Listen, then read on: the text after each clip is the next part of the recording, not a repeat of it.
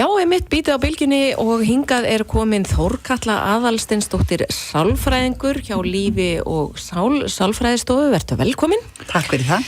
Nú, við ætlum að ræða hérna aðeins reiði og aðrar tilfinningar sem að vakna upp í tengslum við svona atburði eins og við höfum séð hérna síðustu daga og fólk að mótmæla út á Austurvelli. Segðu okkur fyrst, hvaðan kemur reiði tilfinningin?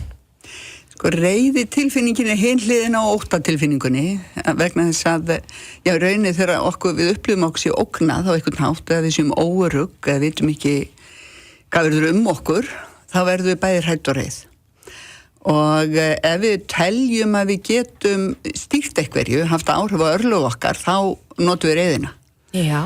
Ef við teljum að við höfum engra kosta völ, þá förum við í óttan og flýjum.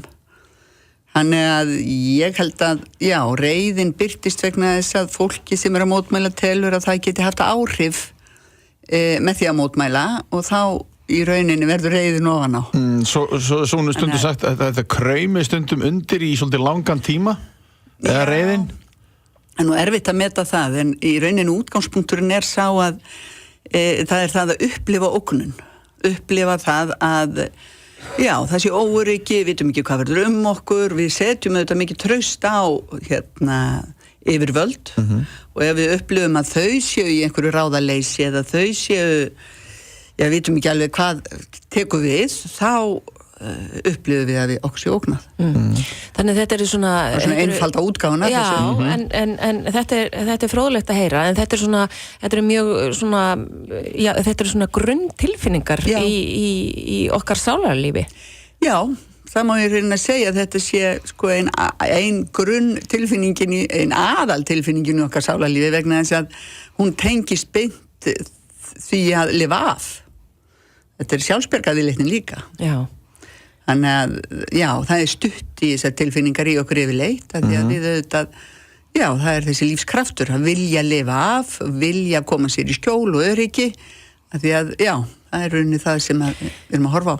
En eins og Gulli var að tala að getur þetta legið svona aðeins í dvala, þannig að mér dettur í hug að það stutt síðan bankahrunið var.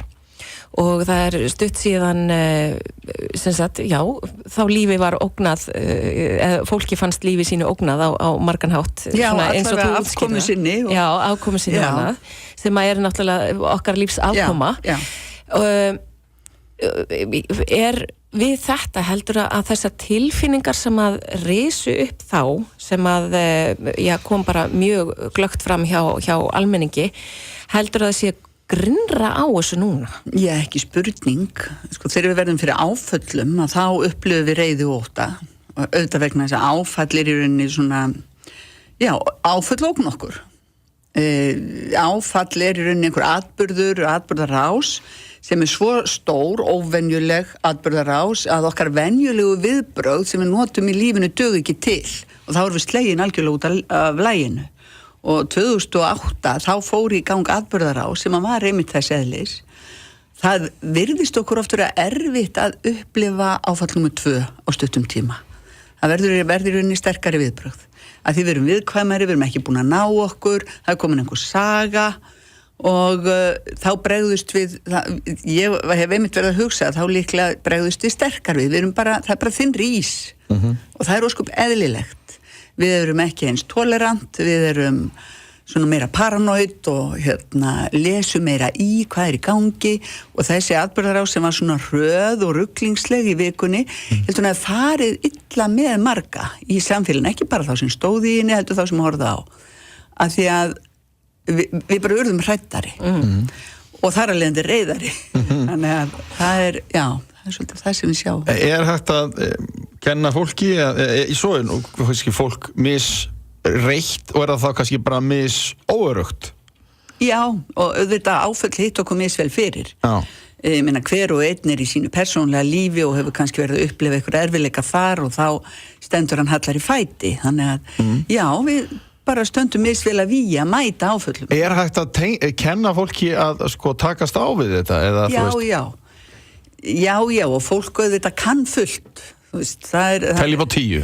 Já, og svona horfa á það sem í lagi horfa á það sem að gengur vel, beita æðruleysinu, svona minna sig á, það er enginn að fara að deyja og þú veist, í rauninni jarðtengja sig svolítið, við notum auðvitað þessar aðferðir. Já, erum við Íslendingar, einblínum við ofta mikið á þetta neikvæða? Nei, það held ég ekki. Ég held að við höfum oft þurft að vera æðrulaus, við búum í harðbýlu landi og við höfum alveg þurft að beita þessum aðferðum að svona róa sig og slaka á og þetta gengur allt yfir hríðinni, slotar og svo framvegis. Já. En ekki allt í lagi að vera reiður líka upp á ákveðnu marki? Sko, reiði er kröftug tilfinning og reiði er þetta partur af tilfinningarófinu sem við öll búum yfir og við höfum ekki að skammast okkar fyrir að vera reið, langt í frá. Og reiði er líka ákveðin leið til þess að vinna úr hlutum og sko upplifðinan kraft er að okkur stæðjar ykkur ógn. Það hefur oft bjargað líf okkar af því að við fáum adrenalín og sko það bara við verðum bara sterkari.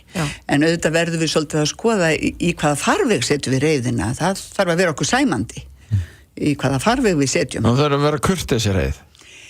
Já, allavega ekki sko hrokafull, ekki dónaleg, ekki ógnandi.